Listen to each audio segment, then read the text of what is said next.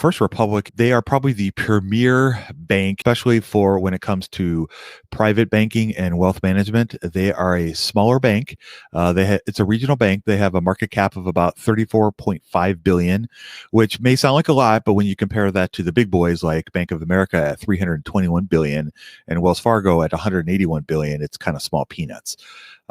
First Republic has 92 locations around the country.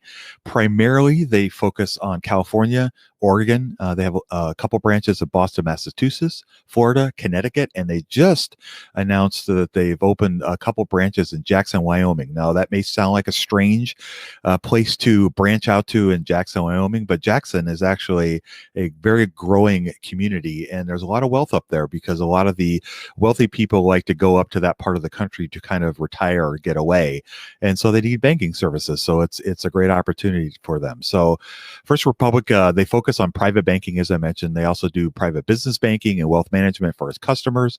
The bank operates out of two segments. They have commercial banking and wealth management. First Republic, like every other bank, offers a lot of the same traditional services such as deposits, savings, money market accounts, loans.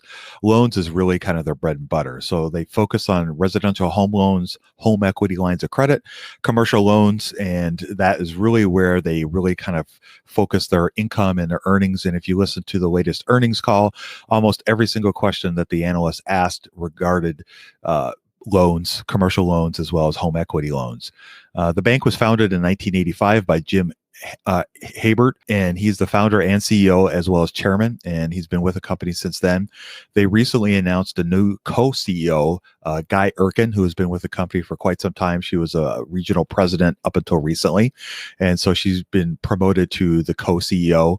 The tasks and everything that they have been assigned have all kind of been in the works for a while, so it wasn't a huge shock, but it's pretty cool that they promoted a woman to, first of all, to be the co-CEO, and she's being groomed to take over for Jim's position once he decides to retire.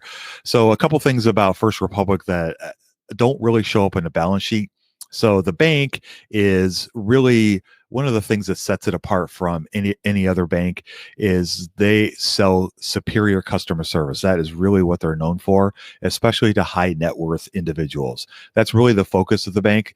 There is no restrictions from banking with them, but the way that they set up their accounts, it allows for higher net wealth people to bank with them. So peasants like me, if I would bank with First Republic, for example, there may be fees that be involved with the bank accounts because of the balance limits and some of the activities that they focus on. Really, according to Guy Erkin, the then president, the success in the household acquisitions and their low household attrition rates are the result of their ability to consistently deliver exceptional client service.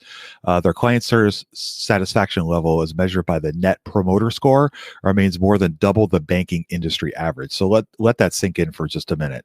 Their customer service is rated on par with companies like Nordstrom, Apple, Ritz-Carlton, Southwest Airlines. They are among the top of the top as far as service. And as anyone who's ever worked in a bank or walked into a bank, generally customer service is kind of low on the priority scale. Basically, it's not like your typical bank, and it's like a different kind of relationship than maybe a lot of us are familiar with. It's completely different. When you walk into, this is not a knock on the big banks, but when you walk into Wells Fargo or Bank of America, US Bank, JP Morgan, you're kind of a number.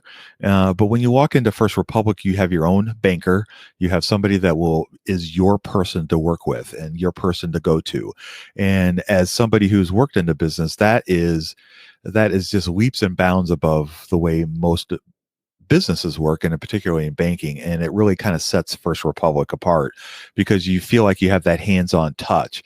And there's obviously there's these huge transitions away from some of the traditional banking services, but there still is a need for that hand-holding or that personal touch, or when you need something, whatever it may be, it's really nice to have that person that you can talk to and go to that can help you through whatever it is, whether it's getting a car loan or working through some problem you may have with your account or different situations that may arise. So that is really what sets First Republic apart from some of the other regional banks as well as the big hitters. hitters. So let's talk a few numbers. So net interest income for the year has increased 27.7%. Tangible book value has increased 15.5%. Revenues are up 33.9% year over year. And net income is up almost 45.3% year over year. So those are huge numbers. Those are numbers that rival some of the big tech firms out there. And correspondingly, the stock price has almost doubled. I wrote about this company in 2019. And at the time, the company was trading at around $91 a share. Now it's at $189 a share. So I'm definitely feeling buyer's remorse for not taking advantage of that. But those are all great numbers. The company is firing on all cylinders, and they are doing a great job. It's a great business. Whether it's banking is something you really want to do or not, First Republic is a premier bank, and they're top of the line.